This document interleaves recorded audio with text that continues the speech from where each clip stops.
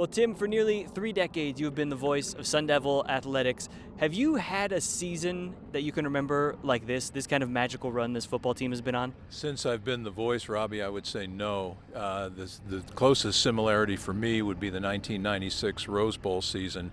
And I was here in the Valley and covered the team for another TV station, but I was not broadcasting the games. The late, great Tom Dillon was still the radio voice, and that's about the closest parallel I can find to the magical feeling that this season has had throughout. The difference, if I had to make a difference between the two, is that in 1996, I think we knew in week 3 when the Sun Devils pulled off perhaps the greatest victory in program history, their epic 19-0 shutout of number 1 ranked and 2-time defending national champion Nebraska.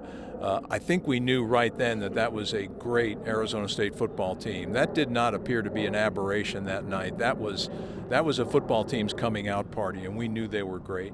This year's team, it's kind of been the proverbial work in progress. It just seems like each week they've gotten a little better and a little better. You mentioned November. I know when I talked to you on the phone earlier this week, you said that this was probably a November you'll never forget between basketball and football, if I remember right, an undefeated November for you, right? A November to remember, that it has been. I've broadcast, I guess now we're in December, so I have to use the past tense of the word. I broadcast 12 Arizona State events in November, 5 football games, and I did 7 of their 8 men's basketball games in the month, and darned if the Sun Devils didn't win every one of them, 12-0. I've never had a month like that, and not only winning all the games, but good wins. You know, the football team winning big games, important games, games that eventually led them to a berth in the conference championship game, the Big 12 championship game.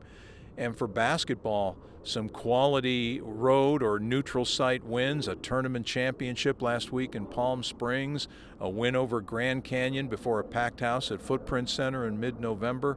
It's been really exciting stuff. It just so happened I did not broadcast the game at Gonzaga that the Sun Devils lost in basketball the second Sunday in November. But other than that, a perfect 12-0 month, and I tweeted on Saturday night after the rivalry game win over Arizona that it might have been the best month in my 27-year radio career as the voice at Arizona State. You've been around a lot of iterations of this football team. You've seen a lot of coaches come in with different sayings and things like that.